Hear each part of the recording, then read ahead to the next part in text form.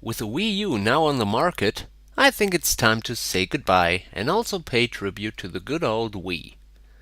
It is highly possible that your favorite game is not on this list because I simply haven't played it. Write down in the comment section what your favorite Wii games are. I would love to hear your opinion. Before we start off, let me say that this list won't contain any ports, which means no Twilight Princess, no Resident Evil 4, and no Okami. Though each of these games had the potential to be at least in my top 5. I will also only include one game per franchise. So let's get started. Number 10. The Legend of Zelda: Skyward Sword. Whoa. I know, it's kinda weird to see a Zelda game only at the number 10 spot, but let me explain. I simply didn't enjoy Skyward Sword that much. It just wasn't the big title I had been waiting for. It added some new things, but nothing spectacular, and the game had some issues. You only had 3 main areas to explore, flying around was boring, you couldn't skip text, side quests were forgettable, your sidekick was annoying as hell, and don't even get me started on these stupid challenges where you can't use your sword, have a time limit, and if you get hit, you have to start all over again. Incredibly frustrating. But still, Skyward Sword is a good game. The sword fights were fun, I liked the upgrade mechanic, and some of the dungeons and bosses were really creative. I just didn't like it enough to put it any higher on the list, and would play Twilight Princess or Wind Waker over this any day. Number 9. This one was tough, because I really wanted to put Donkey Kong Country Returns on here. But I had to decide, so Punch-Out Wii barely makes it. I absolutely loved Punch-Out on the Super Nintendo. Punch-Out Wii goes back to the roots and plays more like the original on the NES, which I didn't play until that point. I know, shame upon me. The concept is simple but incredibly addictive. The stereotypical characters have great personality and emotions.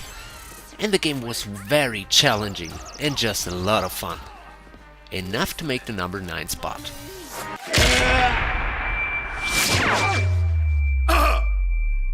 TKO! Number 8. Oh yeah, this is one of my favorite Mario games to date. Compared to other Wii games at the time, the graphics were amazing.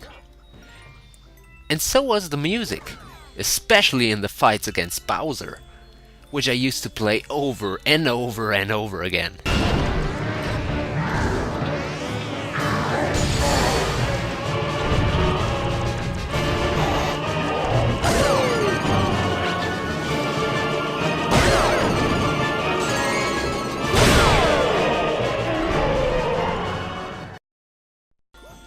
I also really enjoyed the fire and ice stages.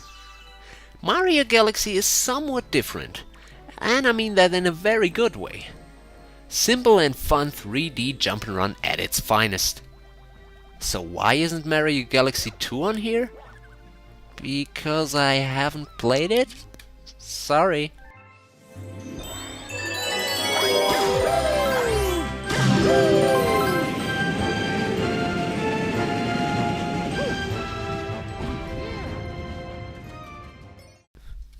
Number 7. You know these kind of games that get hyped to death, but end up being a total disappointment? Like Red Steel, for instance? But let me ask you, have you ever played Red Steel 2? Because it's actually a really good game. It blends Eastern and Western influences together, mixed with a very fitting graphic style. And if I had to describe the controls for this game in one word, perfect. I am serious. They are better than in Metroid Prime 3 and also fully customizable, like in the Conduit. Upgradable weapons, special abilities, and stylish finishing moves make for a fun experience. I bought this game with the Wii Motion Plus included for 20 bucks, and that's like nothing. If you haven't played it yet, go ahead and give it a try.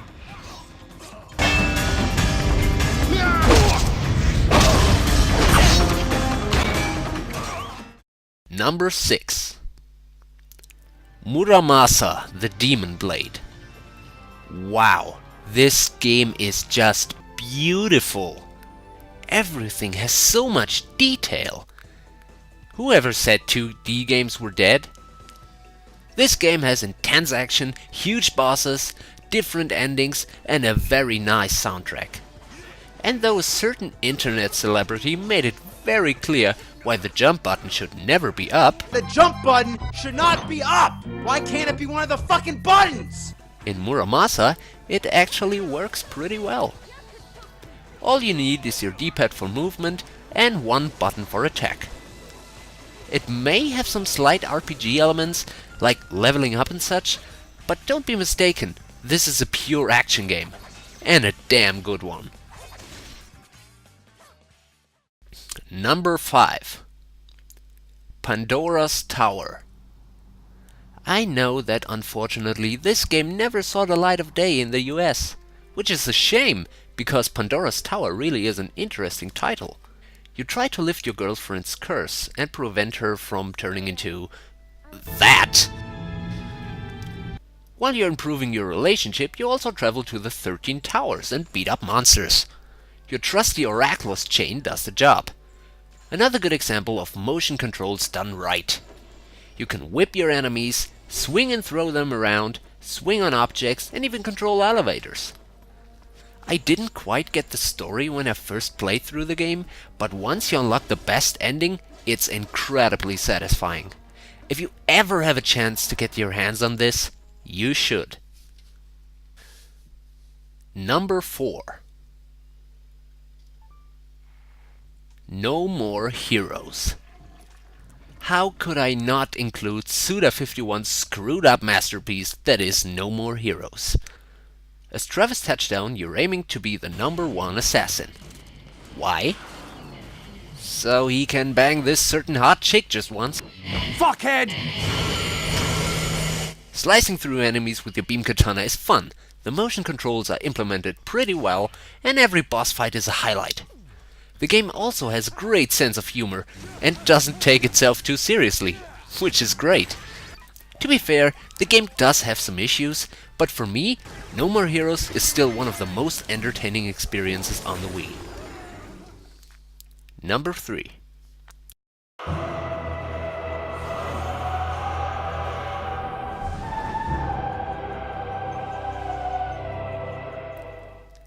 What can I say? I'm a huge Metroid fan. Retro Studios has done a great job with the Prime series. And I would even say Prime 3 is the best in the trilogy, if the first game didn't have the advantage being the first 3D Metroid. The motion controls worked great, it had good graphics, and added some nice new things like the grapple lasso and being able to travel to different planets. I know most people really hated Other M, but I actually enjoyed it quite a bit. Sorry Other M, you'll always have a special place in my heart, but Prime 3 is just the superior game. Number 2. Monster Hunter Tri. This game kicks ass! I didn't play a Monster Hunter game before this one, but wow, Monster Hunter Tri really impressed me. It provided a good amount of challenge, and you had to rely on your skills and reflexes. This game may not be for everyone, since you will have to invest a lot of time to fully appreciate it, but once you bring that monster down and get that final last piece of scale to craft your new armor or weapon, it becomes incredibly satisfying and addicting. The online multiplayer is where this game really shines. With up to 3 buddies you can team up to face even greater challenges. I played the hell out of this game to get every item, weapon and piece of armor I wanted. I put over 500 hours into this game. Monster Hunter Tri is an outstanding title.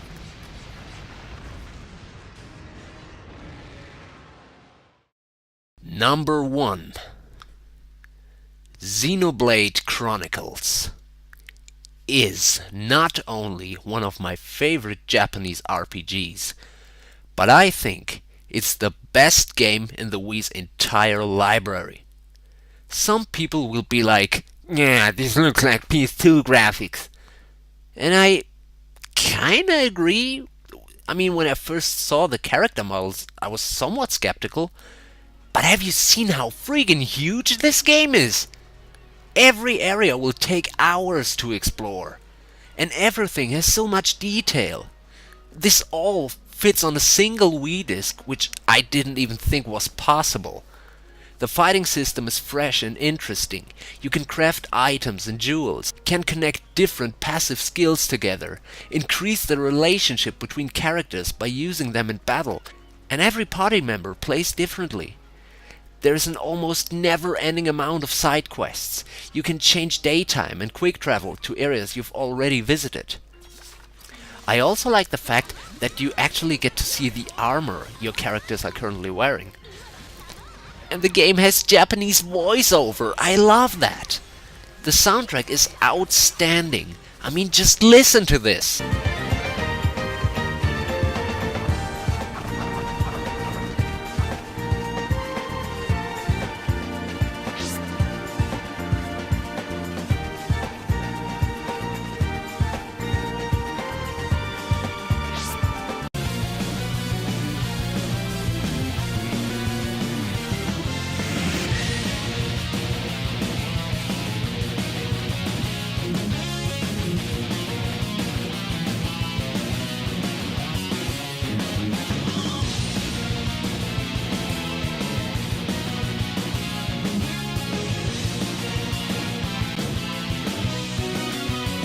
Xenoblade Chronicles is simply fantastic, and in my opinion, the best Wii game out there. And I dare to say easily on par with Final Fantasy VI and Tales of Symphonia. I mentioned in my German review that the story isn't quite at the same level as the Tales games, but I'll take that back. Once you get to the end, it gets really epic. And that is the best word to actually describe Xenoblade Chronicles. Epic. In every sense of the word. It took me about 120 hours to play through this game, and it has some replay value too. I can't stress enough how great this game is. If you're an RPG fan, this is a must-buy. So, thank you guys so much for watching. I hope you enjoyed this list. If you have a different opinion, well, that's great.